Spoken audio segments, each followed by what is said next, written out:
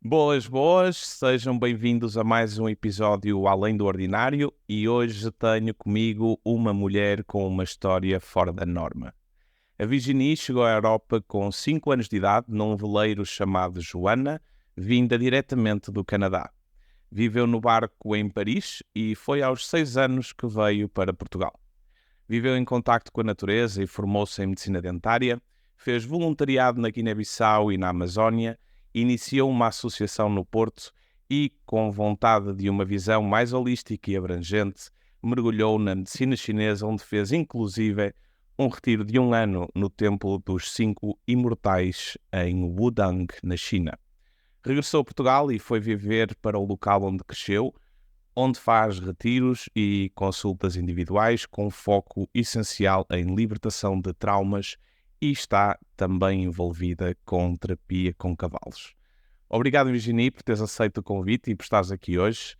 Tenho a dizer-te que o teu percurso está cheio de episódios que me deixam bastante curioso, portanto já falamos isso off record, sabes perfeitamente como é que vamos tentar levar esta conversa.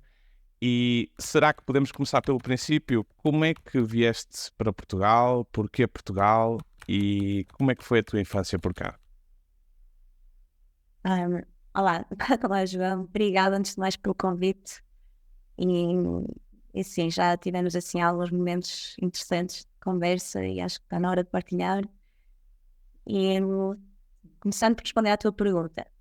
ahm, eu vim para Portugal com 6 anos, 5 anos para a Europa. O meu pai é português, o meu pai nascido e criado numa aldeia aqui no distrito de Aveiro, chamada Bonheiro. Foi aqui que o meu pai cresceu e onde eu também cresci, não é? A partir dos 6 anos de idade. E minha mãe é canadiana, portanto, meu pai conheceu-a lá, nasci lá. Só que o meu pai já era muito aventureiro, sempre foi muito aventureiro, saiu de casa cedo para estudar na Europa, em Louvain, na Bélgica, doutorou-se, aprendeu a pilotar aviões, mas depois sentiu que era mais na água que ele queria navegar. e, e decidiu construir o seu próprio veleiro. Então ele arranjou. O meu pai sempre foi muito hábil a realizar os seus sonhos. E então ele arranjou um casco de metal, um casco de ferro, de um veleiro já, uma sucata, basicamente, de um veleiro. E reconstruiu, passou, não sei exatamente quanto tempo, mas sei que foram algumas estações em que ele, na neve do Quebec, do Canadá, e lembro-me de ver fotografias e de ouvir falar dessa experiência, não é? De ele passar muito tempo ali a reconstruir o seu veleiro. Isto foi antes de eu nascer, foi antes, foi assim, foi nos anos 80, nos anos 70, nos anos 70 que ele, no final dos anos 70, que ele fez esta reconstrução do veleiro, e quando eu nasci, tive a primeira infância no Canadá, mas rapidamente meu pai decidiu que ia pôr a família num veleiro e atravessar o Oceano Atlântico até a Europa. E assim, vivemos um ano não, não sei se foi um ano, portanto eu já não sei precisamente quanto tempo, mas sei que foi assim uns bons meses no Canal da Mancha. eh, na Sena, desculpa, no Canal da Mancha não, estou a dizer um erro, na Sena, em Paris, no centro da cidade de Paris. E foi aí é aí que eu tenho algumas memórias, na verdade, desta experiência de vida no barco. Ok, é aí que começa em França. E vieram para Portugal, porquê? Somente porque tinham cá família, pelo clima, o que é que vieram fazer para Portugal? Meu pai, sendo português, tinha os pais dele, os meus avós, viviam na aldeia e que tinham a quinta com os animais, as vacas, os porquinhos, as galinhas. E o meu pai acho que sempre quis voltar, não é? E achou que era uma boa altura quando as filhas estavam prontas para entrar na escola, no sistema de ensino, encontrar uma base onde ele quisesse ficar nesta etapa da vida. E então a minha mãe concordou e mudamos todos para Portugal. Sim, quando eu tinha 6 anos. Ok. Então, no fundo, vieste do Quebec, atravessaste o Atlântico, ficaste em Paris e vieste viver para uma aldeia digamos, perto de Aveiro, em Portugal, e foste ficando nessa aldeia até que tiraste a formação, enfim, formaste em medicina dentária. Sim. Porque a medicina dentária, tendo em consideração que hoje em dia o que fazes pouco ou nada tem a ver com dentária? O que é que te passou pela cabeça e como é que, de certa forma, conseguiste fechar este capítulo para abraçar uma vida tão diferente daquela que é expectável para um profissional na área da dentária?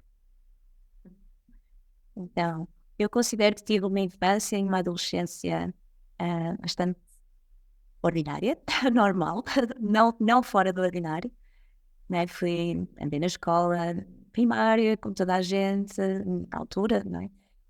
E com, com boas notas, ser boa aluna, tinha essa característica e, de certa forma, também tinha um perfil em que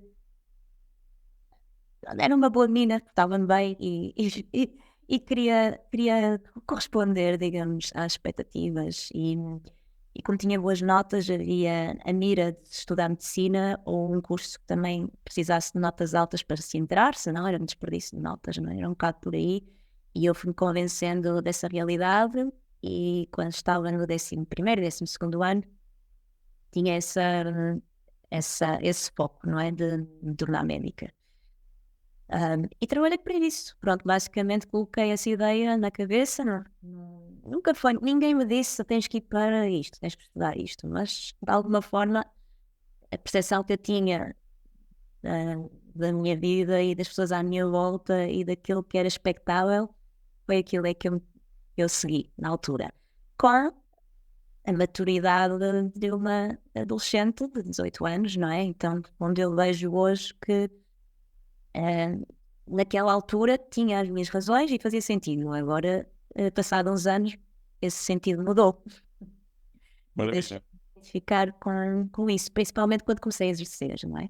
Comecei a exercer e percebi que até o fazia bem, tipo, sempre fui treinada para fazer bem as coisas, então até estava a correr tudo lindamente, mas eu não me sentia preenchida e principalmente imaginando que aquilo era agora uma carreira para o resto da minha vida. Havia qualquer coisa que não batia certo, não era isso que eu queria.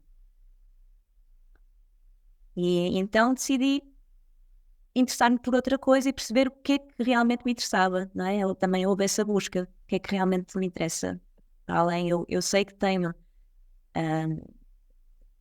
uma inclinação para trabalhar com medicina, para ser de alguma forma terapeuta ou poder ajudar os outros nesta área, mas não sabia bem o quê.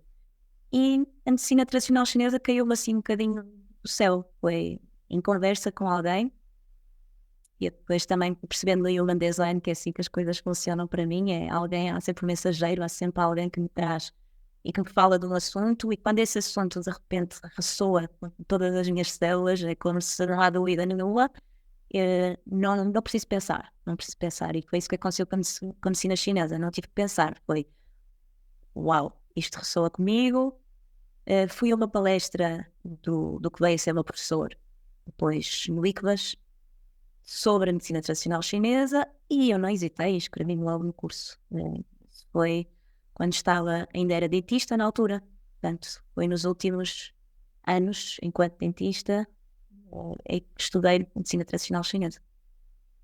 Top. Disseste-me também off record que uma das formas de te despedir da medicina dentária foi fazer, de certa forma, voluntariado.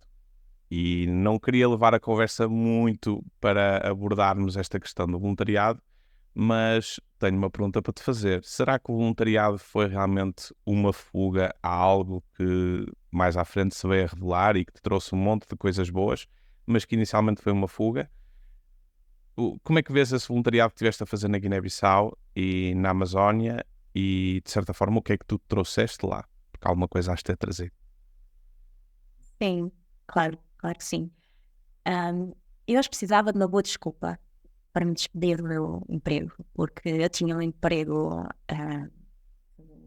muito estável, muito bom, pelo menos era preciso uma boa razão para dizer não quero mais isto, vou-me embora e não tenho mais nada em vista simplesmente quero ir embora. Então, quando eu sentia que essa resposta não era válida. Apesar de hoje em dia pensar diferentemente. Hoje em dia teria feito as coisas de maneira diferente. Não quer dizer que não tivesse ido fazer voluntariado, mas talvez não tivesse precisado disso como desculpa. Então, na altura, encontrei esse propósito, não é? Para substituir. Eu tenho uma vida com propósito, eu tenho um emprego estável e ajudo os outros, eu tenho esta função. E agora vou parar e vou de repente ficar sem propósito e sem utilidade. Então, é quase a minha formatação para ser útil levou-me a fazer esta transição desta forma. Então, anunciei no meu emprego aos meus patrões que ia embora e que provavelmente não iria voltar, mas que para já o que iria fazer era voluntariado em África, na Guiné-Bissau, e fui assim com essa missão. E eles, claro, pronto, não gostaram muito da ideia. Havia ali uma expectativa também, não é? À qual eu também, durante bastante tempo, quis corresponder, mesmo já sabendo que não era aquilo que eu realmente queria, mas finalmente tomei essa decisão e fui. Estive na Guiné-Bissau a trabalhar com uma associação que é a Mundo a Sorrir, uma associação de voluntariado para dentistas, e foi uma experiência bonita, claro, trouxe muita aprendizagem daí. E depois foi à Amazónia e chegaste a Portugal e criaste uma associação, ou ajudaste a criar uma associação com outras pessoas. Fala-me um bocadinho disso, porque é isso. Está claro no teu discurso a vulnerabilidade que eu acho que qualquer terapeuta deve ter, não é? Então, admitirmos as nossas intenções, admitirmos que se calhar com o passar do tempo reconhecemos que o que estava para trás já não tem validade e buscar constantemente essa transformação. É muito interessante o teu percurso porque tu passas por várias fases distintas, várias áreas distintas e sais de um consultório de bata branca 8 horas por dia, não é? Vais fazer voluntariado onde a maior parte do tempo vais ter passado no meio da natureza e chegas e ajudas a criar uma associação. Que associação é essa? Porque que criaste ou quiseste também participar na criação dessa associação? E será que isso foi consequência das tuas aprendizagens e das tuas vivências no voluntariado? Sim, houve uma continuidade. Não é? Eu, quando estava, tanto na Guiné-Bissau como quando depois estive na Amazónia, eu não tinha um plano, eu não sabia o que ia acontecer a seguir. A associação foi algo que surgiu já muito na hora do regresso para Portugal, em que eu não sabia o que ia fazer. Portanto, eu sei que a partir do momento em que decidi reformular toda o meu percurso profissional e sair de uma estrutura que me levou 6 anos a estudar e uns bons anos de início profissional que não são fáceis normalmente, não é? É sempre um investimento, muito investimento energético. Mas eu já estava à procura de mim mesma, à procura do que é que eu quero na minha vida, que percurso é que eu quero, quem é que eu sou, com quem é que eu me identifico, com o que é que eu me identifico, não é? Então, tudo isto começou lá atrás, quando comecei a estudar medicina chinesa e percebi que não era a medicina dentária que eu queria. Entretanto, a experiência de voluntariado também fez conectar com pessoas que também tinham, também elas, assim, um bocado a vida em aberto à sua frente, tipo uma página em branco. Também conheci pessoas que deixaram os seus empregos e que estavam sem plano, sem agenda para o futuro, não é? Isso não foi assim que eu fui educada e formada, então dava um bocadinho de medo de estar nessa posição também, não é? E agora, o que é que vai ser de mim? Mas estava numa busca de quem é que eu sou e do que é que eu quero fazer. Cheguei, depois do voluntariado, a Portugal e nessa busca, agora eu reconheço, olhando para trás, não é? Nós procuramos sempre, de alguma forma, comunidade, não é? Acho que qualquer ser humano precisa da comunidade, porque a conexão com o outro, principalmente com o outro com quem nos identificamos, ou que valida quem somos, tem os mesmos valores, procuram as mesmas coisas, não é? Nós procuramos essa tribo. Inevitavelmente há uma tendência natural do ser humano, porque é uma das necessidades mais básicas que nós temos da sobrevivência é a conexão com os nossos pares. E eu tendo saído de uma realidade na qual eu não me identificava, eu estava à procura da minha comunidade, não é? No fundo. E eu tinha pessoas amigas, não é? Um núcleo de amigos no Porto, que eu sentia que podia reunir e que podíamos juntos fazer coisas bonitas e coisas significativas e que nos criassem um propósito comum. E isto foi um desafio também lançado por uma amiga, a Sofia, com quem depois inauguramos e preparamos a abertura da Associação Espaço com Passo. A nós, a Sofia e a mim, juntaram-se mais duas amigas, a Pisca e a Poca, conhecidas por Pisca e Poca, as Anas. E criámos assim, começámos a reunir pessoas e a pensar o que é que vamos fazer aqui. E estava tudo muito à volta, a Associação Cultural, sem fins lucrativos, à volta de a expressão da arte e da cultura, também da permacultura, não é? No meio urbano. E como é que podemos abrir um espaço, assegurar um espaço em que se façam crescer projetos nestas áreas.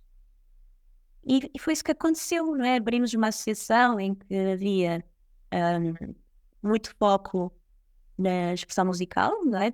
Havia pessoas ligadas à música que estavam a começar a dar-se a conhecer e que tiveram ali a oportunidade de fazer concertos, jam sessions, muito ligado também à intervenção social, através também de organizarmos tertúlias e noites, serões, em que havia documentários, depois havia debates aos documentários sobre ecologia, sobre sociologia. Então levantávamos ali um espaço de discussão e também a permacultura, teve ali a permacultura urbana, houve ali uma semente colocada pela Joana e o Yacine, Joões da Terra, acho que conheces, não é? E eles fizeram um curso de permacultura urbana, ali no Espaço com Passo, que deu lugar a um movimento. Depois sei que muitas pessoas que saíram dali e criaram as suas próprias comunidades de permacultura. E então foi bonito o que aconteceu, mas não veio com uma agenda nem com um plano específico. Acho que foi simplesmente a presença que demos, eu e as outras 3 mulheres amigas incríveis com quem tive a oportunidade de criar esta experiência, e todas as pessoas que nos deram apoio e que estiveram connosco nessa fase. Acho que nasceram ali muita coisa boa que ainda hoje está a dar frutos e a florescer. O Espaço com Passo continua a existir e continua a ser um espaço de encontro comunitário no Porto. Sim, e foi nessa fase de construção do Espaço com Passo que eu tive o prazer de conhecer a ti e alguns elementos que por lá andavam também. E o próprio Espaço com Passo abraçou 2 ou 3 vezes algumas iniciativas que eu tive, nomeadamente do Firewalking. Portanto, o único Firewalking feito na cidade do Porto, no centro da cidade do Porto, foi feito no Espaço com Passo. E tenho muito a agradecer e tenho excelentes memórias e vivências desse espaço, que nunca ouvi como uma associação, mas sim um espaço aberto a pessoas de boa onda que se queiram juntar. Tenho muito boas memórias, muito boa recordação desse evento. Foram 2, tu fizeste? Acho que foram 2. Sim, lembro de um em que participei e foi uma experiência super forte e um insight muito importante nesse firewalking contigo. Acho que é um dos grandes papéis do fogo, não é? Iluminar e trazer alguma visibilidade à névoa e à escuridão. Daqui fico com muita vontade de te perguntar, ok, tu chegaste da Amazónia, ajudaste a criar um projeto que não tinha a estrutura ou não tinha aquela preparação que se calhar qualquer estrutura empresarial tem desde o seu início, e de repente aprofundas-te na medicina chinesa e decides pirar-te de Portugal por 1 ano e ficas 1 ano em retiro num templo chinês. E pronto, pelo meu passado na medicina chinesa, tenho várias questões que gostava de colocar que não vou ter tempo para fazer. como um amante, digamos assim, da meditação, fico com muita curiosidade para perceber qual é ou qual foi a transformação, a grande transformação que te foste buscar no retiro de um ano, mas ao invés de tentar condicionar este discurso, queria te deixar falar. O que é que te passou pela cabeça para ir para um templo na China durante um ano?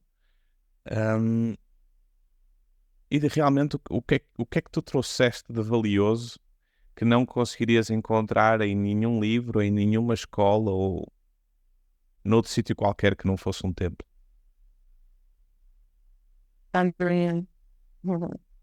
Então, aqui inicia-se um ponto de viragem também bastante importante no meu percurso.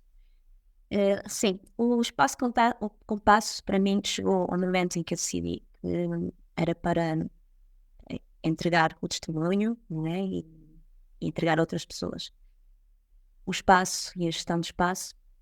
E nessa altura, quando soltei uma coisa, apareceu outra. Normalmente é assim, não é? Quando nós somos capazes de soltar e dizer já chega, surge algo novo na nossa vida, e surgiu na mesma altura, não sei exatamente com que distância, mas muito pouca, um convite para ir para a Alemanha.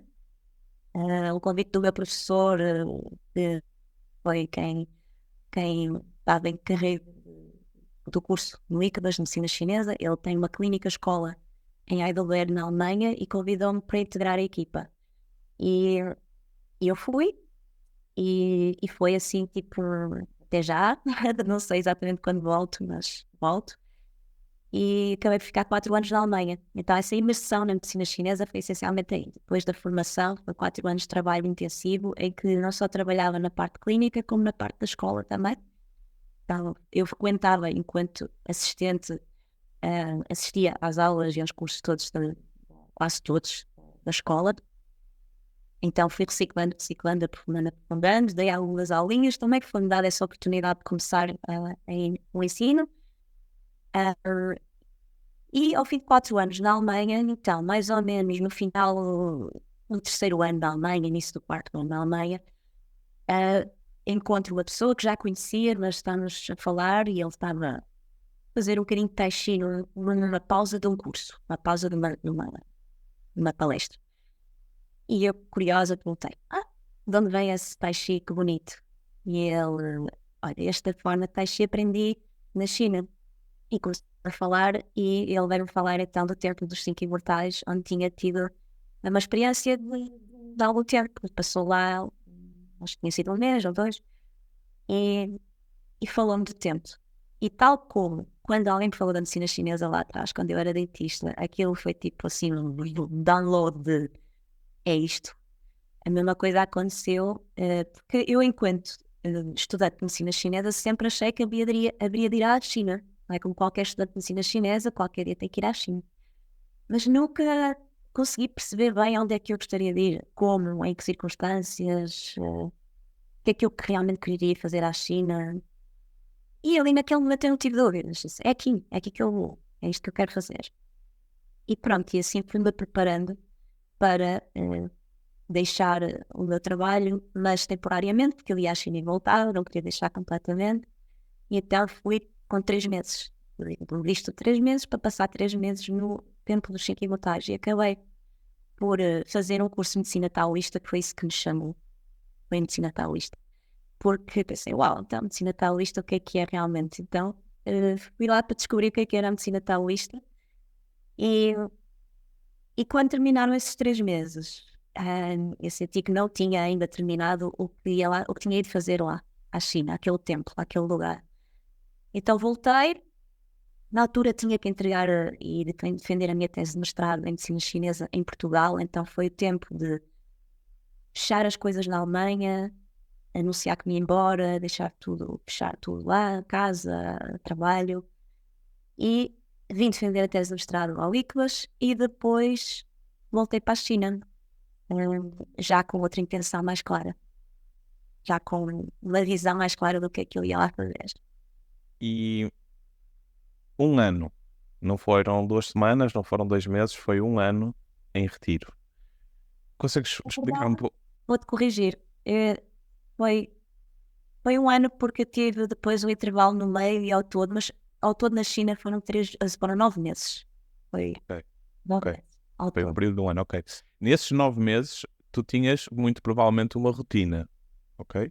Como é que seria, como é que era essa rotina? Era uma rotina como nós imaginamos que seria num mosteiro? Acordar às 4 da manhã, meditar até às 6, ou fazer Qigong ou Tai Chi ou outra coisa qualquer, outra prática qualquer. Como é que era essa dinâmica? Estavas lá como turista? Estavas lá com alguma responsabilidade? Como é que era o teu dia-a-dia no mosteiro?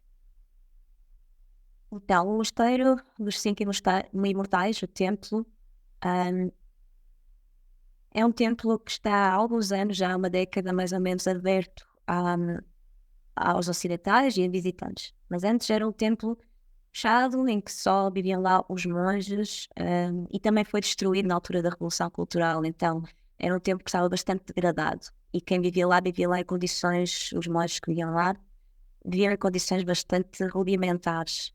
E então, o que aconteceu foi que isto, desculpa esta introdução, mas acho que faz sentido. O que aconteceu é que eh, eu não tenho certeza se a Lindsay Way, que é uma americana da Califórnia, foi a primeira aluna do mestre Li Shifu, que é o atual responsável, mais padre taoísta do Templo dos Cinco Imortais, mas creio que não foi ela a primeira, mas foi ela a primeira que deu visibilidade à experiência dela, porque ela também é escritora, além de ser professora de Kung Fu, tem uma academia de artes marciais na Califórnia. Ela escreveu um livro sobre a experiência dela enquanto aluna de 1 para 1 com o mestre Li Shifu, que lhe ensinou artes taoístas. É no fundo isso que fazemos no templo. É prática das artes taoístas como praticam no seu dia-a-dia. As artes taoístas é um modo de vida, mas são também disciplinas.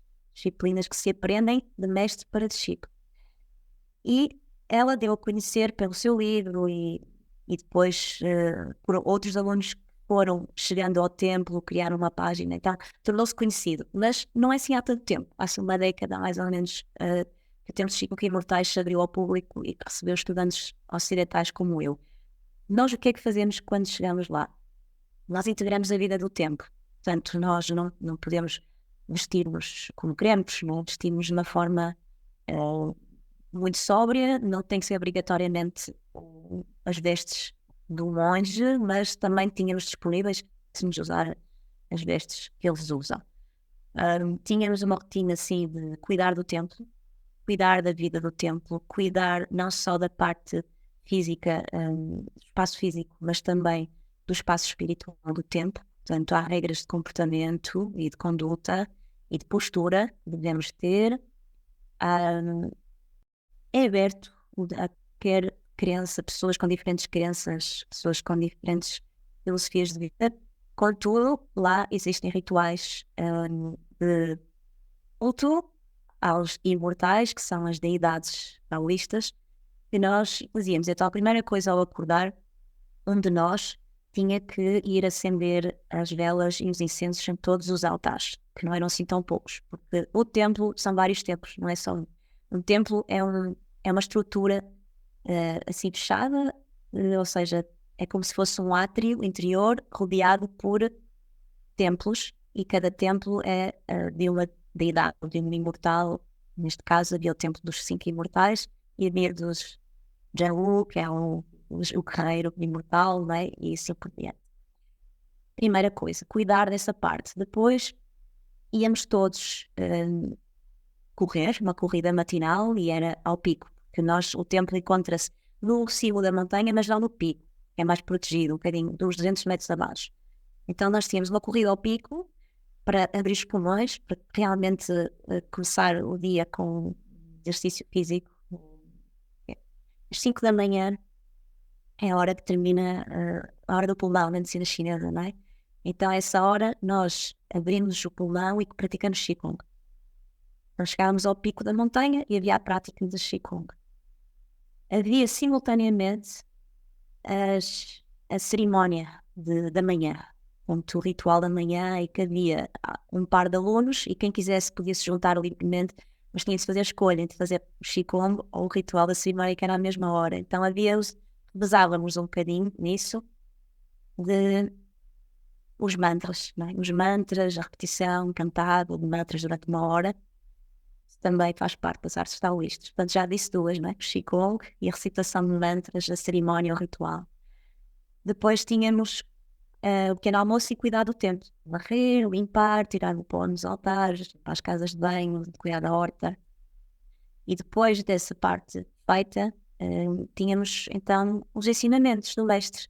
E dependendo da altura da estação, do ano, e dependendo do mês em que estávamos, havia diferentes áreas abordadas. Então há uma integração do que é abordado com os ciclos da natureza e também tu estás dentro dos ensinamentos, sabes do que é que eu estou a falar, a cosmologia, não é? Do I Ching, os troncos celestes e os ramos terrestres. Então havia dias em que não podíamos fazer determinadas coisas, obedecendo à ordem natural, cosmológica e dos dias. Todos têm, digamos, uma energia própria. Não é? Cada dia tem uma energia própria e essa energia deve ser respeitada para respeitar o equilíbrio cósmico. Que no fundo, enquanto microcosmos que somos, devemos mimetizar e estarmos em sintonia com o macrocosmos.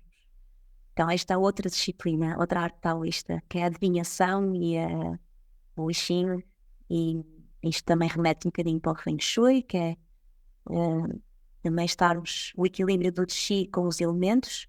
Esta parte eu não falo muito, porque eu confesso que não estudei profundamente o Feng Shui, apesar de ter sido uma das disciplinas também abordadas no tempo.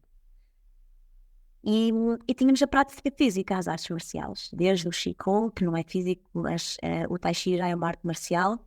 O Qigong é físico, desculpa, mas não é uma arte marcial. O Tai Chi é uma arte marcial, o Kung Fu é uma arte marcial, o Qigong está dentro do espectro, numa ponta, o Kung Fu estaria noutra, e é quase um contínuo, não há realmente uma separação. É o Kung, é o trabalho de energia vital do Qi, tanto no Qigong como no Tai Chi como no Kung Fu. Então isso é primordial, uma das artes taoístas cultivadas na vida templária, e devemos integrar o todo. Portanto, um dos ensinamentos que eu recebi foi que a medicina, as artes marciais e o Tao são algo unificado. Então isto era algo presente no dia a dia. A medicina, a arte taoísta, tínhamos ensinamentos de medicina em que aprendíamos métodos de autocura, mas também métodos e técnicas para ajudar o outro. Técnicas tangíveis e técnicas intangíveis. Yin e Yang. Havia pré-requisitos para se entrar nesse mosteiro? Havia, eu acho que sim e não. Ou seja, eu acho que o pré-requisito, ele era... Já tinhas de ser médico de medicina chinesa? Tinhas... Não, de todo. Eu acho que a seleção era feita de forma intuitiva pelo mestre. Ou seja, havia um questionário, havia uma pequena entrevista e o mestre decidia quem estaria apto e pronto a ter esta experiência. Mais do que requisitos de formação, que havia pessoas que estavam lá porque eram mais ligadas às artes marciais, pessoas que estavam lá porque eram mais ligadas à medicina, pessoas que estavam lá porque simplesmente precisavam de se curar e não passado por experiências muito difíceis e precisavam de, normalmente, experiências ligadas a um caminho espiritual e que precisavam do mestre para poder ajudá-las nesse caminho espiritual, que é preciso no caminho espiritual, no mestre, senão muitas vezes é preciso, ou eu não quero utilizar palavras presunçosas, não é? Mas é importante. É importante ter um mestre num caminho espiritual para poder, ele utilizava mesmo a expressão mestre Li Shifu, utilizava para evitar crooked paths. Ele dizia, a tradução era, ele não falava inglês, falava em mandarim, mas havia sempre alguém a traduzir, como desviar do caminho, digamos. É fácil acontecer isso porque há práticas espirituais no taoísmo, da alquimia interna, que podem causar, são utilizadas, essas práticas são utilizadas para atingir estados de refinamento do ser, ou seja, refinar o ser energeticamente, passarmos de uma existência mais densa para uma existência mais subtil, mais maior expansão. Mas há dentro desse percurso alquímico e espiritual, pode haver desequilíbrios que se criem internos. E esses desequilíbrios podem levar a sintomas desagradáveis e até disfunções, não é? Então, houve pessoas que eu conheci lá, que foram lá para serem ajudadas nesse percurso também.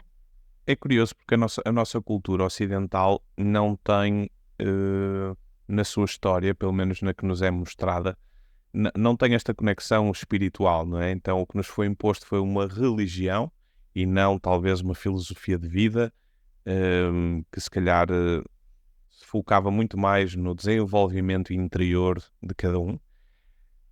Então dá a mesma sensação que aqui o Ocidente não entende o que é um templo, para que serve, o que é que se faz no templo, o que é que se alcança no templo que não se pode alcançar aqui, porque nós não fomos habituados a ter esse contacto cultural, não conhecemos a devoção, não conhecemos, e enfim, estamos a ser constantemente afastados de nós próprios. Sentes que fazia sentido a cultura ocidental, não vou dizer só europeia, mas a cultura ocidental começar a ter espaços nos seus territórios onde se pudessem trabalhar ou ter acesso a este tipo de experiências profundas sem termos que ir lá fora, sem termos que ir a culturas que são bastante diferentes da nossa, que veem a vida de uma forma completamente distante da nossa, ou sentes que ainda assim é importante manter esta cultura onde ela está, na raiz onde ela está, e se nós sentirmos devermos ir dirigir-nos a essas culturas para beber desse sumo? É uma boa pergunta. É muito boa pergunta. Nós temos, a meu ver, temos disponíveis todos os recursos à nossa volta. Esses recursos estão disponíveis. Só que nós estamos tão enredados na nossa circunstância, na nossa rede social, na nossa rede de crenças, na nossa circunstância familiar, na formatação, na nossa educação, não é? Estamos tão formatados que é um bocadinho o tema da autodisciplina e da capacidade de se colocar também fora da nossa circunstância e olhar para nós de um outro ponto de vista. Então, eu acho que não é necessário ir para a China nem para a Índia. Muitas pessoas vão para a Índia, não é? Neste tipo de procura. Não é necessário, mas a verdade é que eu tive um grande privilégio de poder ter as condições para sair do meu ambiente e sair de um bocadinho, estar um bocadinho mais distanciada de todas as influências que acabam por me condicionar.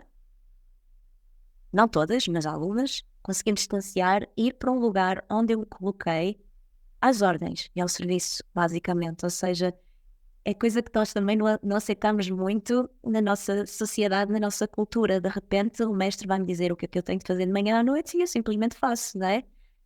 Nós já estamos pelos cabelos dos nossos trabalhos em que temos que levar com um chefe que nos manda fazer isto e aquilo, e ansiamos sempre pela liberdade de chegar a casa e poder fazer como nos apetece, mas também depois estamos condicionados por toda a circunstância familiar e social, e há pouca liberdade, quer seja aqui nesta vida, não é? Nesta vida em que nos movimentamos, Neste caso, eu fui deliberadamente colocar numa situação em que eu estou a serviço e às ordens, ok? E isso é muito confortável, para mim foi muito confortável, porque de repente, eu não tenho que decidir o que é que eu tenho que fazer, eu não tenho que planear, eu não tenho que fazer nada a não ser executar. E para mim, que sempre fui muito habituada a criar objetivos e alcançá-los, não é? Aquele programa que a maioria de nós tem. Ali, para mim, esse foi o lado confortável da coisa. O lado menos confortável foi ter que, parece que não me estou a responder à tua pergunta, ok? Foi ter que abdicar dos meus momentos em que eu planeio e interpreto e decido. E momentos em que eu estava na minha mente, na minha cabeça, em que eu interpreto o que aconteceu, com essa interpretação vou decidir o que é que vou fazer a seguir com isso, ok? Então, ou foi como, de repente, estar numa clínica de desintoxicação do meu querer e dos meus padrões de funcionamento. Porque eu tinha que me levantar às 5 da manhã, ia correr, e depois ia para a xícara, depois ia fazer as tarefas, depois ia ter aulas, depois ia ter a refeição, depois ia ter outra vez aulas, e depois ia ter jantar, e depois meditação, depois estava estourada e ia para a cama. Eu não tinha momento nenhum do dia em que eu tivesse espaço para, como é que eu ia dizer, realmente espaço para fazer acontecer aquilo que eu decido que vai acontecer, estava viciado nesse programa, e eu, não é? Eu projeto, faço, eu recolho os frutos. E ali foi tipo uma desintoxicação e passei mal. Passei mal porque eu estava viciada nesse padrão. Não é? E de repente eu sentia, não tenho tempo para mim, não tenho tempo para os meus pensamentos, não tenho tempo para integrar. Mas a verdade, o que estava a acontecer era uma grande cura. Era simplesmente ser. Ser, existir e responder ao que está a acontecer e ao que me é pedido. Isto foi uma grande lição, estar nessa posição. E hoje eu sei que sou outra pessoa e funciono de maneira diferente. Por isso, por essa experiência de abraçar o que há para fazer. Abraçar o que há para fazer. Porque, no fundo, nós quando saímos dos nossos padrões, nossos vícios, há algo novo que entra. É como soltar o velho, como falei há bocadinho, e de repente há algo novo que entra. E entrou em mim uma nova eu, não é? Quase que redescobri ou descobri um novo eu, em que estou muito mais receptiva, ou seja, muito mais capaz de acolher e de responder organicamente às coisas que acontecem e que me chegam de uma forma muito mais de dentro para fora, mas sempre respondendo, é como a estação, chega a primavera e o que é que a primavera precisa de mim, não é? Chega o inverno, o que é que o inverno precisa de mim? Em vez de eu tenho que fazer isto porque é inverno, tenho que fazer isto porque é primavera. Então, no fundo, a vida começou-me a trazer situações que eu fui abraçando e percebendo isto está a acontecer porque é a minha primavera que está a acontecer, está a acontecer porque é o meu verão que está a acontecer porque é o meu outono. E faz tudo muito sentido. Ou seja, conseguirmos encontrar o nosso caminho, o nosso Dao, como a água, o caminho da água. A água vai sempre em direção ao mar. Não importa se tem obstáculos, se não tem, ela contorna-os e vai sempre dar ao mar, a água do rio. E é um bocadinho essa aprendizagem que eu sinto que foi possível eu entender com esta experiência. Mais do que poderia fazê-lo aqui, claro. Mas ali tive as condições ideais. Ali foi preparado para isso. É muito curiosa a tua resposta, porque em 2005, 2006 e um bocadinho de 2007, eu passei por uma fase muito intensa na minha vida e a única coisa que pairava na minha cabeça era: vai para a Índia, encontra um mosteiro, um templo ou uma gruta e vais ficar por lá a meditar por tempo indeterminado. E tenho a certeza absoluta que não o fiz por causa das palavras de um amigo, o Nuno Peixoto, aqui do Porto, que num curso de meditação, a primeira vez que eu tive em contacto com a meditação foi com ele, e ele disse-me, tudo aquilo que tu queres encontrar na Índia, vais encontrá-lo dentro de ti. Portanto, deixa-te de merdas, começa a meditar, e não precisas de viver na tua casa para meditar, não precisas que os teus pais não estejam por perto. Podes meditar onde tu quiseres, porque se fores para a Índia vais aprender a meditar, por exemplo, em Nova Delhi, 40 graus à sombra e um barulho infernal. Portanto, não há problema nenhum meditares aqui no Porto. E foram palavras sábias, porque eu de facto não fugi dos problemas dos quais eu queria fugir na altura, e foi realmente através da meditação que eu comecei a desbravar todo um novo mundo. Então foi muito por isso, por essa minha vivência, que eu te fiz esta pergunta. Será que nós deveríamos ir lá fora? Ou será que até nos deveríamos arriscar a ir dentro, onde quer que estejamos? Ok? Mas Eu sinto que esse já é o outro nível, não é? Como se eu fui para um nível em que eu era mais, se calhar, principiante e precisava realmente de um contexto para poder fazer essa transformação, não é? Sentia que não conseguia, estava demasiado agarrado aos padrões daqui. Mas o que tu descreves que aconteceu contigo é exatamente aquilo que se espera num nível mais avançado, não é? Que é tu conseguires trazer esse modo de estar e de te sentir e de ser no teu dia-a-dia, na tua vida. Portanto, para mim, sim, o que estás a dizer é o objetivo de um caminho espiritual, é integrá-lo, não é ir viver para uma caverna ou ir isolar-te até, pronto, agora ia falar outra coisa, mas pronto, não quero estender. Assim, é integrar até na família, poderes ter um emprego e uma família, uma vida convencional, mas interiormente estás a cultivar o teu espírito e estás a fazer com significado, sim. do que tu foste partilhando, leva-me, ou faz-me ter vontade de entrar noutro tema, que está relacionado muito provavelmente com a tua busca, está relacionado com aquilo que tu estás a fazer hoje em dia e, enfim, ressoa com a minha busca e ressoa também com parte daquilo que eu faço, que é o foco no trauma. Então, isto são devaneios da minha parte, mas por vezes eu fico a pensar porque é que nem todos, ou porque é que a maioria não tem uma sensibilidade, chamamos acrescida, e que não consegue viver uma vida para além daquela única e exclusivamente material, onde tem a ideia de que controla tudo e que consegue desenhar e controlar a sua vida do início ao fim. Dá uma sensação que são pessoas que desenvolveram ou nasceram com essa sensibilidade, ou ao longo da vida foram desenvolvendo uma sensibilidade acrescida que, assim que é devidamente acompanhada, homens e mulheres conseguem transformações incríveis, inclusivamente na forma de estar no mundo, na forma de se verem a si próprios e até de verem os outros. E eu falo do trauma. Então, muitas vezes eu associo o trauma a uma oportunidade de consolidarmos um pacote de sensibilidade que a vida nos quis entregar. Portanto, se nós formos acompanhados, ou mesmo sem acompanhamento, se conseguirmos enfrentar essas experiências, nós vamos ganhar sensibilidade.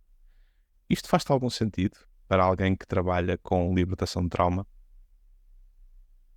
A palavra que me surge já daquilo tudo que acabaste de dizer é, em inglês, vou traduzir para português, mas até agora só ouvi a palavra em inglês, trauma growth, ou seja, crescimento no trauma, não é? Há toda uma exposição acerca disso, não é? Do que é que o trauma também nos permite, se for devidamente abordado, se houver devidamente uma atenção devida para essa questão da nossa existência, que é o trauma. Nós, enquanto seres humanos, nossa condição humana predispõe-nos para o trauma. muito simples, como apenas o facto de existe um trauma transversal a toda a sociedade, a todo o ser humano, que é a condição humana. Há quem chame karma. Mas explicando com a linguagem ocidental das neurociências, e muito bem explicado pelo Gabor Mate, que é um traumatólogo médico canadiano, que é também está muito ligado à parentalidade e como uma nova visão, não é? Uma nova visão da parentalidade, e ele aborda muito o trauma de desenvolvimento, que é nós todos nascemos com duas necessidades básicas. Que é Então, as nossas. que são? Além das nossas necessidades fisiológicas, claro, não é? O alimento, as necessidades básicas são a autenticidade e a conexão. Ou seja, nós somos seres únicos e precisamos de poder expressar-nos autenticamente, não é? Poder expressar. E a conexão com o outro, que neste caso, no nascimento e na primeira infância, é com o cuidador, mãe, pai, quem cuida do bebê. E rapidamente tem que haver uma negociação entre autenticidade e conexão, porque a educação cria situações em que, se eu sou autêntico enquanto criança, bebê, estamos a falar de uma infância muito precoce, em que me exprimo autenticamente, muitas vezes essa expressão ela é reprimida e não faças isto, não faças aquilo, fala baixo, não corras, as emoções, muitas vezes a expressão das emoções é reprimida, simplesmente porque nós fomos educados assim, os nossos pais foram educados assim, e nós não sabemos fazer de forma diferente com os nossos filhos. Então, o que é que acontece é que a criança, ainda racionalmente muito imatura, não tem capacidade de raciocínio que permite entender isto, mas automaticamente no seu cérebro e no sistema nervoso, há uma negociação. Eu tenho que renunciar, porque a conexão ela é essencial, o apego ao cuidador é essencial para a sobrevivência. E a autenticidade não. Apesar de ser também uma necessidade básica. Então, a sobrevivência ganha. Então, a necessidade de conexão, ser amado, aceite, ganha a autenticidade. E rapidamente o bebê aprende a consegue manipular, conseguindo aquilo que quer, não é? Tipo, a atenção, o amor do pai e da mãe, renunciando à sua natureza mais selvagem. E o que é que acontece? De uma forma mais grave ou menos grave, crescemos com uma certa desconexão da nossa autenticidade, conexão com o outro, não é? O apego ao outro, no início é aos pais, depois é apego aos nossos companheiros e amigos. É o apego, ganhou a nossa... Então, no nosso trabalho nós queremos ser aceitos, nós queremos ser reconhecidos na escola, no trabalho, na nossa sociedade, na comunidade, e há uma grande desconexão de quem somos autenticamente. Ou seja, eu deixo de saber realmente quais são as minhas necessidades, o que é que eu realmente necessito, quais são os meus limites, deixo de conectar com esse meu lado em prol da conexão com o outro. E vivemos uma vida assim, fazendo escolhas ao lado, escolhendo um curso que não nos diz grande coisa, escolhendo relações que também não são propriamente relações harmoniosas ou que nos fazem bem.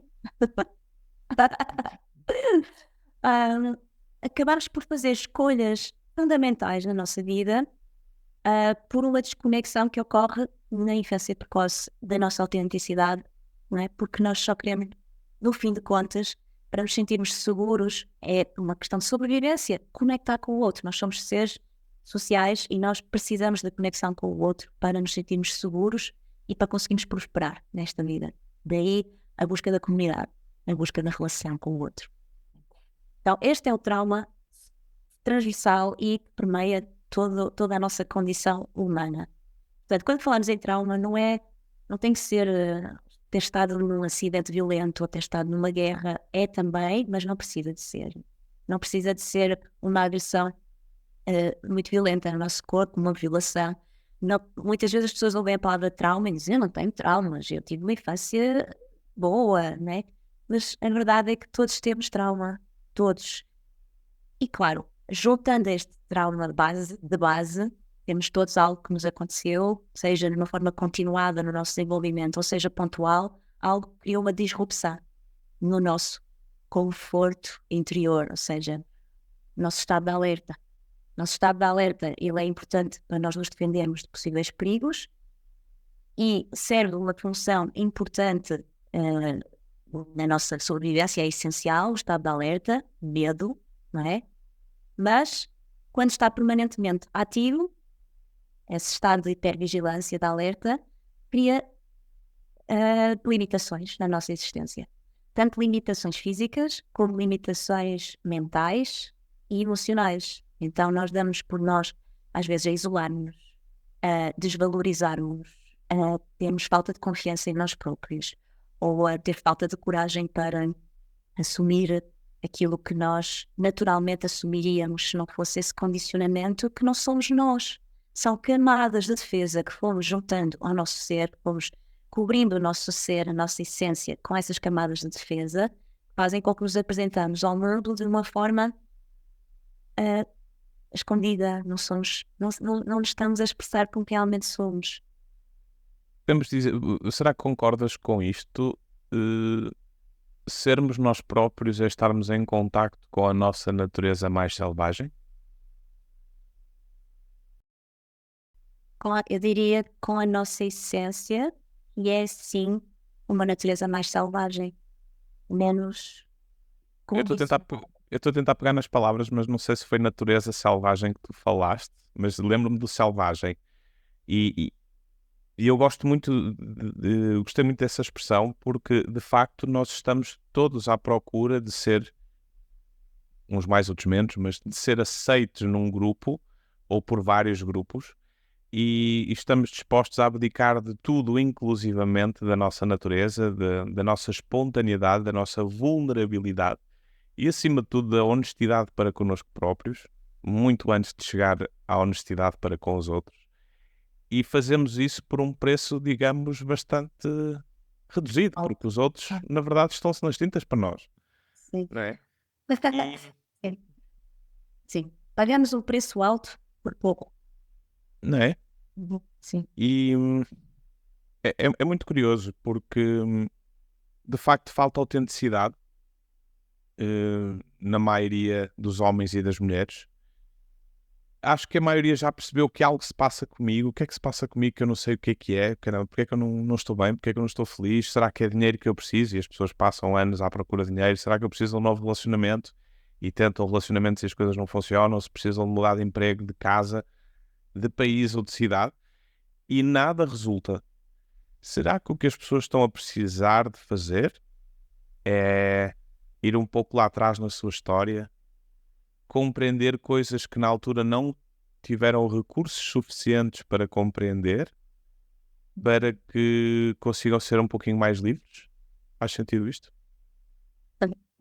Sim.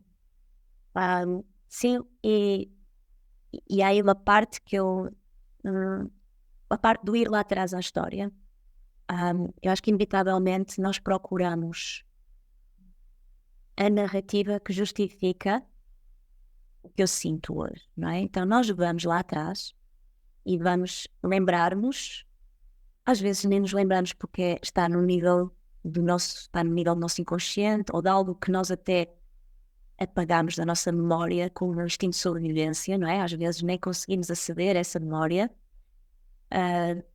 com o nosso cognitivo. Mas sabemos que alguma coisa aconteceu, seja com uma memória cognitiva ou não, sabemos que aconteceu alguma coisa, e a primeira tendência é ir revisitar esse lugar, não é? Para tentarmos entender o que é que aconteceu.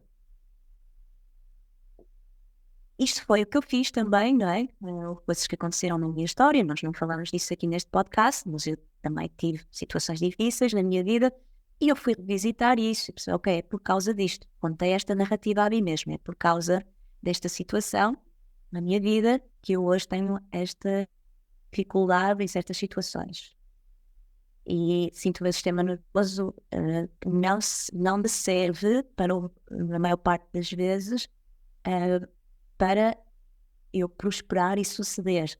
bloqueia-me mais do que me ajuda. Pronto, eu senti isto a determinada altura da minha vida, fui buscar lá atrás. Percebi tudo, entendi o que é que aconteceu. Achei eu, porque a mente também mente, não é? A construção da narrativa nem sempre é fidedigna. Então, mas mesmo assim eu achei que tinha a história ali, o puzzle montado, e depois a próxima questão foi, e agora? O que é que eu faço com esta informação? Eu saber isto tudo não ajudou o meu sistema nervoso a mudar de padrão de funcionamento. Foi aí, não é, que comecei a perceber que há um caminho de volta para o corpo, ou seja, o corpo mostra sinais, quando digo corpo, digo sistema nervoso também, não é? Toda a máquina mostra sinais, nós vamos lá atrás à história para perceber o que aconteceu, mas depois temos que voltar ao corpo, porque se é no corpo, se é o nosso sistema que está com o bug, com o vírus, digamos, ou que está a funcionar mal, é no corpo que nós vamos agir para fazer um reset deste programa que sofreu programação, no fundo, não é? Ou, então, bodywork é aquilo que eu me dedico. É trabalhar no corpo a libertação das memórias traumáticas, a libertação dos padrões de funcionamento do sistema nervoso que me impedem de ser autenticamente eu e de ser livre. Ou seja, a história é secundária. Nós não precisamos de ir revisitar o que aconteceu, porque muitas vezes verifica-se que isso retraumatiza. É reviver a experiência, de falá-la, contá-la, trazê-la para o cognitivo. Então, vamos trabalhar com o que temos hoje. E trauma, na verdade, é hoje. O trauma não é algo que aconteceu. A definição de trauma, voltando agora atrás, a definição de trauma é a desregulação que existe hoje no meu sistema por causa de experiências ou experiência que o meu sistema não foi capaz de integrar. Porque não era maturo o suficiente ou porque aconteceu de forma demasiado intensa ou demasiado prolongada. Ok? 3 situações. Imaturidade do nosso cérebro e sistema nervoso enquanto crianças, uma situação demasiado intensa ou demasiado prolongada, que criou uma disrupção no meu funcionamento, na minha capacidade de homeostase, que é criar um estado de vigília, de hipervigilância e de alerta e voltar ao estado de rest and digest. Fight or flight, fujo ou luto, para depois conseguir voltar ao estado de descanso e metabolizo, digiro os alimentos, consigo regenerar. Esta transição é a autorregulação. O trauma é uma incapacidade desta autorregulação. Ou seja, deixamos de ter essa capacidade de autorregularmos e vivemos ou constantemente em ansiedade, ou em depressão, ou com insónias, ou repetidamente passamos por fases crises em que estamos com estas questões, ou alterações do humor, comportamentos que nós gostaríamos de não ter e que não conseguimos evitar ter, compulsividade, adicções. Portanto, isto são as formas mais comuns em que se manifesta no dia-a-dia o trauma. Depois, dores crónicas, problemas digestivos, inflamação no corpo, inflamação crónica, disfunções hormonais, endócrinas, não é? Tiroides, doenças autoimunes. Tudo isto, quadros complexos sintomatológicos, vem dessa desregulação, dessa incapacidade que o nosso corpo tem de se autorregular. E pronto, não sei se queres introduzir agora uma pergunta, mas isto fez-me querer dedicar-me a isto porque eu sentia que os meus pacientes que me procuravam com sintomatologia complexa, eles tinham essa desregulação. E eu tinha que trabalhar primeiro de tudo nessa desregulação e voltar a restituir o equilíbrio ao sistema nervoso para poder depois trabalhar os sintomas. Claro, sem se corrigir uma inflamação, sem se corrigir algo que está ali, um fogo muito intenso, fica muito difícil fazer outras correções. É muito curioso porque a maior parte das pessoas que não está envolvida com estes assuntos, os temas holísticos, os temas da área da saúde, enfim, que nos dizem respeito, a maior parte dos homens e das mulheres não entendem que tudo o que se passa com eles, ou mesmo com os outros, tem uma razão de ser. existe um porquê. Existe um porquê de eu ter as costas com uma lordose, ou existe um porquê de eu ter um problema no ouvido, ou de ter uma estrutura magra ou até mais obesa. Portanto, existem sempre inúmeros porquês para nós estarmos assim. E sem dúvida alguma que não é mexermos, mas transformarmos-nos ou transformarmos essas experiências mais traumáticas, seguramente que nos vai pôr noutra consciência, noutro ponto de partida para vivermos a vida, relações, projetos, empresas, a relação connosco próprios, de uma forma completamente diferente. E como tu disseste muito bem, todos nós temos traumas. Uns são mais evidentes, outros são menos evidentes, uns têm condições para disfarçar melhor e outros têm condições para disfarçar menos bem. É comum ouvirmos dizer também que o primeiro trauma que nós temos, isto para não irmos a outras vidas, não é chamado para aqui esse assunto hoje, mas tudo começa na barriga da mãe. O segundo grande trauma será o nascimento, ou porque o parto natural, de certa forma, é difícil para a criança, ou por um parto não natural, que por si só tira um monte de capacidades também à criança.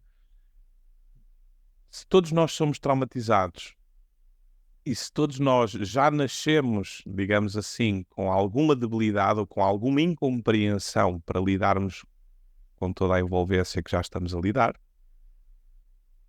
qual é a grande sugestão que podemos dar aqui aos homens e às mulheres? Fazer terapia já não resulta, né? Não, eu não preciso de terapia, eu não estou doente, não estou maluco, não sou traumatizado, não sou nada disso, eu não preciso de terapia. Mas o que é que nós, enquanto terapeutas, podemos fazer ou dizer aos homens e às mulheres para que eles realmente vão lá atrás mexer naquilo que devia ter fluído e não fluiu? Porque nós passamos por esses processos. Eu fiz terapia durante muitos anos, tu fizeste terapia durante muitos anos, fizemos N retiros, entramos em N processos. A maior parte não. A maior parte continua com receio, com medo de não ter o controle, não é? Que é aquilo que nós tínhamos medo. Qual é o melhor conselho, ou os melhores conselhos que podes dar aos homens e às mulheres? Hum, ahm, eu não tenho assim um conselho formulado, sabes? Não tenho, não tenho. Esta não estava no guião, esta não sabias. Não. Não, não tenho, na verdade, não tenho um conselho, porque quando estou com alguém, assim, num formato um retiro, não é? Que eu faço isso como trabalho, as pessoas ficam comigo. Eu gosto deste formato e que a pessoa fica comigo durante um dia, não é? Meio-dia, um dia, 2 dias, 3 dias. E ter a possibilidade de sentir a pessoa e de poder ajudar com primeiro, alguma observação, não é? Conseguir observar, conseguir ver de fora e poder dar um feedback, não é? Daquilo que eu vejo. Muitas vezes, como tu próprio disseste, a própria constituição corporal, a forma como a pessoa está desenhada no seu corpo, a postura, certas assimetrias, não é? Isso também reflete padrões internos, não é? A forma como o sistema está ativado, às vezes hiperativado, às vezes hipoativado. E dependendo do padrão de disfunção, se há uma hiperativação ou uma hipoativação do sistema nervoso, ou seja, uma dissociação ou um estado de alerta constante e hipervigilância, o conselho que eu dou é no sentido da autorregulação. Portanto, é importante a pessoa observar e perceber, ok, eu se calhar não preciso de fazer atividades ou práticas que me estimulem o meu sistema nervoso simpático. Esta já é a linguagem mais neurociência. E outras pessoas que estão em dissociação, é como se estão adormecidas, porque há uma estratégia de sobrevivência para não sentir também, e nisso estaremos mais no espectro da depressão, talvez, enquanto que o outro que eu descrevi seria mais da ansiedade. Arranjar técnicas e métodos, dar ferramentas para que consigam reassociar, não é? Reintegrar a experiência. E o que eu aconselho é trabalhar com o corpo. Se eu posso aconselhar algo, é esses anos todos de terapia que foram importantes, a psicoterapia é importante, e agora vamos olhar para o nosso médico interno. Nós temos um médico interno, toda a gente tem um médico interno, que sabe, o nosso corpo tem uma sabedoria inata, que sabe o que tem que fazer para garantir a nossa sobrevivência e sabe o que tem que fazer para nos reequilibrar. Se nós temos todos a capacidade de, ou seja, se nós temos todos a vulnerabilidade para ficarmos desregulados, traumatizados, também temos, o nosso corpo também tem a capacidade de se reequilibrar e de voltar à homeostase, à harmonia entre os seus sistemas. E essa capacidade, ela precisa ser tocada. Nós precisamos de conseguir tocar nesse espaço interior que é a nossa... enquanto somos vivos, temos homeostase. Enquanto somos vivos, temos capacidade de autorregulação. E o conselho que eu posso dar é: vamos olhar para esse lugar dentro de nós. Vamos tentar recorrer aos métodos que estão disponíveis para acedermos a esse lugar dentro de nós. Por exemplo, eu acho que à altura eu gostava de introduzir aqui uma frase do Bhagavad Gita, que até tomei nota porque não sei de cor, mas eu tenho isto num caderno que é onde escrevo coisas que são significativas, que eu acho que me trouxeram assim insights, e é uma frase do livro de Bhagavad Gita que diz: "Change is wonderful." Mudança é maravilhosa. It happens all across our lives. Acontece em todas as nossas vidas. The real challenge is to find the changeless reality beneath the world of change. Ou seja, o verdadeiro desafio é encontrar a realidade imutável debaixo deste mundo de mudança, ou seja, por debaixo da superfície. This reality lies at the core of everyone's personality. Esta realidade encontra-se no core, no centro de personalidade de cada um. The purpose of life is also to discover this reality. O propósito da vida também é descobrir esta realidade interior. Ou seja, não é algo imutável de estático, atenção, porque não há nada estático. Mesmo a única constante é a mudança, não é? Do I Ching, sabemos isso. Mas encontrar essa constância, dessa mudança constante e harmoniosa, é isso que nós temos dentro de nós e que existe e que está acessível e que nós precisamos de redescobrir. E hoje já existem, tanto na medicina ocidental e na área do trauma e do trabalho corporal, tanto na medicina chinesa, que é milenar, existem abordagens a este lugar interior dentro de nós. Ou seja, nós conseguimos aceder a esse lugar interior através de seja autoajuda ou ajuda de um terapeuta que esteja qualificado para nos ajudar nesse sentido.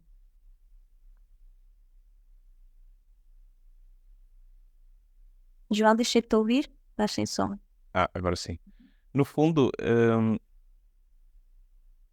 vai ser a libertação do trauma que nos vai permitir sempre ver o mundo de forma diferente. E nós fazemos parte do mundo, né? Então, a minha sugestão é sempre um bocadinho mais bruta, que é: se não estás bem, procura alguém que te ajude a estar bem. Se tu estás bem, mas podias estar melhor, procura alguém que te pode ajudar a estar melhor, porque provavelmente vais descobrir baús e um monte de coisas nesses baús que já nem te lembravas que tinhas aí. Virginie, já estamos aqui há algum tempo. Mais uma outra questão que eu gostava de colocar: onde é que as pessoas te podem encontrar?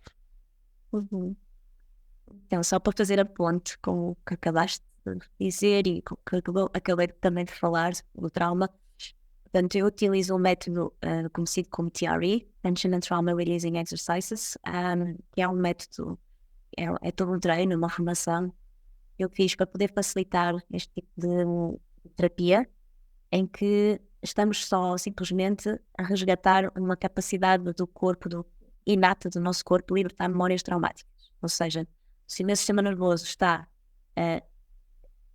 eletrificado de determinada forma, em inglês diz-se wired, eu acho que se pode dizer eletrificado, né? Ou ativado de determinada forma. Nós Conectado. podemos, conectado isso, obrigado. Nós podemos, através de práticas corporais, através deste método, outros, mas eu utilizo o TRE, essencialmente, podemos restabelecer novos circuitos neuronais por onde passa essa ativação, essa energia no nosso sistema nervoso e ativar circuitos que promovem a integração, o relaxamento, a digestão, as funções orgânicas, em detrimento daqueles circuitos que nos colocam num estado de fuga ou luta. Portanto, estes dois estados são opostos. Se eu estou perante uma ameaça, eu estou em modo, o sistema nervoso está todo ativado para fugir ou lutar, o que impede de digerir, de assimilar, de metabolizar, de regenerar, descansar, relaxar. Quando ativo este modo do sistema nervoso, este baixa. Ou seja, o que eu proponho fazer com a terapia do trauma é ativar estes mecanismos, este sistema nervoso que é o parasimpático, para poder reduzir a resposta de fuga ou luta, que é em stress crónico, em stress pós-traumático constante. Ou seja, nós estamos constantemente em fuga ou luta, mesmo a dormir. E o que se propõe aqui é reeducar o corpo, a criar novas conexões neuronais e novo modo operandis para poder estar em equilíbrio entre este modo de fuga ou luta e o modo de descanso e regeneração e metabolização.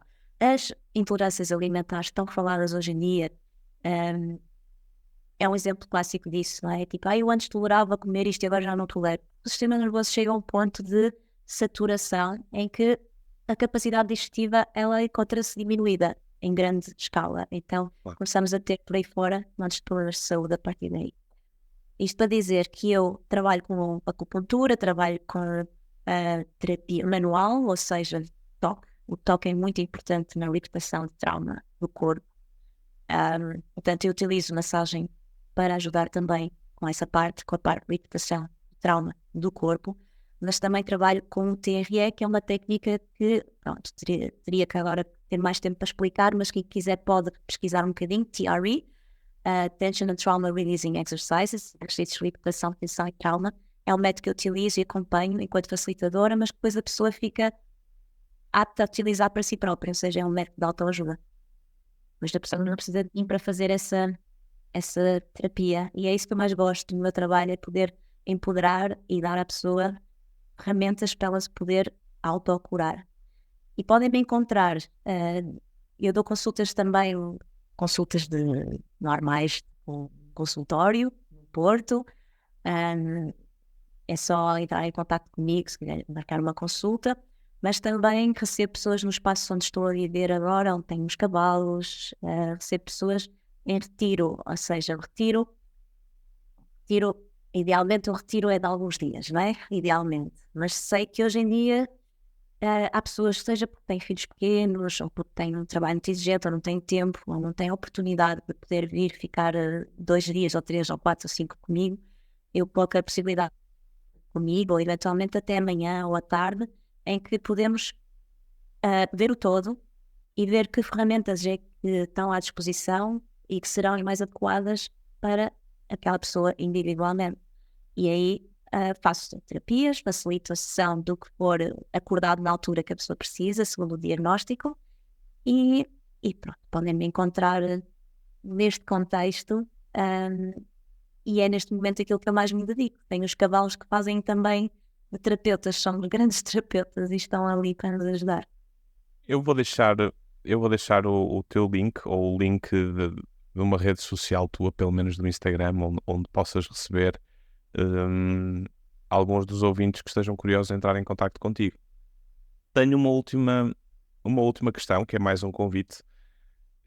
Pela primeira vez optei por, acho eu que não me descosi contigo, acho que não te fiz este convite off record e tentei não, enfim, com todos os outros convidados eu expliquei-lhes, fiz-lhes o convite fora da gravação, contigo experimentei não fazê-lo e vou fazer aqui. És livre de não assentar, obviamente, mas no fim do ano eu vou querer reunir com todos os convidados que vão passar por aqui no Além do Ordinário e gostava de fazer uma criação e fazer um livro todos em conjunto, ao qual gostaria muito que tu participasses.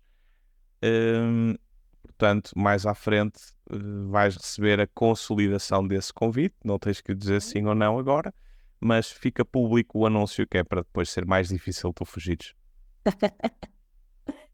Muito Ok? bem. Muito bem, obrigada. Obrigada pelo convite e vou querer saber mais. Já te Bom, Virginie, nós vamos falando. Seguramente não foi a única vez que recebeste um convite meu. Mais à frente vamos explorar, se calhar, ou pelo menos vais receber mais um convite meu para vires aqui, para irmos mais fundo em algum destes temas que nós falamos aqui. Valeu? Sim, sim, sim, com muito gosto. Com muito gosto. Fico à espera desse convite. Top. Obrigada, João. Virginie, um grande abraço para ti. Sim, abraço. Vemo-nos em breve. Até já. Até já.